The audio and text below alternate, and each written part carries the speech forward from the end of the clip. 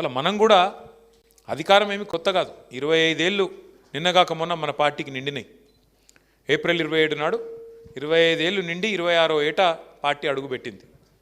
ఈ భారతదేశ చరిత్రలో మీరు చూసినట్టయితే వేళ్ల మీద లెక్క పెట్టవచ్చు ఎన్ని పార్టీలు 25 ఏళ్ల పైచిలుకు మనగలిగిన పార్టీలు, బతకగలిగిన పార్టీలు, బట్టగట్టగిన పార్టీలు ఎన్ని అంటే ఏళ్ళ మీద లెక్క పెట్టచ్చు. అదే మన తెలుగు రాష్ట్రాలు చూస్తే ఇదివరకు ఉమ్మడి ఆంధ్రప్రదేశ్, ఇప్పుడు తెలంగాణ ఆంధ్రప్రదేశ్ చూస్తే రెండే పార్టీలు కదా.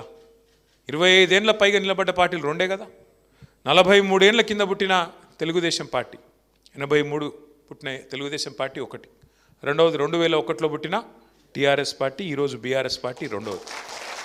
అంటే ఇక్కడ ఆలోచించాల్సిన విషయం ఏంటి అంటే అధికారం ఉన్నదా లేదా అన్నది ముఖ్యం కాదు.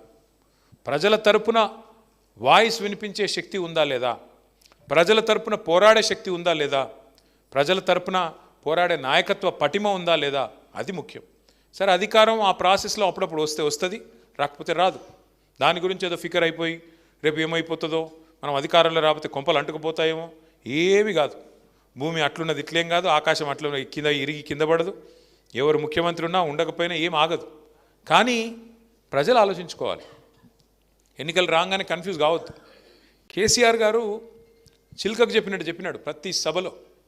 మీ కల్వకుర్తికి కూడా వచ్చి చాలా సావధానంగా ఓపికగా చెప్పినారు కేసీఆర్ గారు. అమ్మ, తొందరపడకండి, గందరగోళ పడకండి, ఆగం కాకండి. అదంటారు చూడండి, ఈయనగాచి నక్కల పాలు చేసినట్టు చేయకండి. తొందరపడి గందరగోళంలో ఓటేస్తే, తప్పుడు పార్టీని తప్పుడు వ్యక్తులను ఎంచుకుంటే ఆగమైపోతుంది అని చెప్పిండు. కానీ మీరు కల్వకుర్తిలో వినలేదు. ఉమ్మడి పాలమూరు జిల్లాలో 14 స్థానాలుంటే 2 స్థానాల్లో మాత్రమే బీఆర్ఎస్ గెలిచింది, మిగతా 12లో కాంగ్రెస్ పార్టీ గెలిచింది.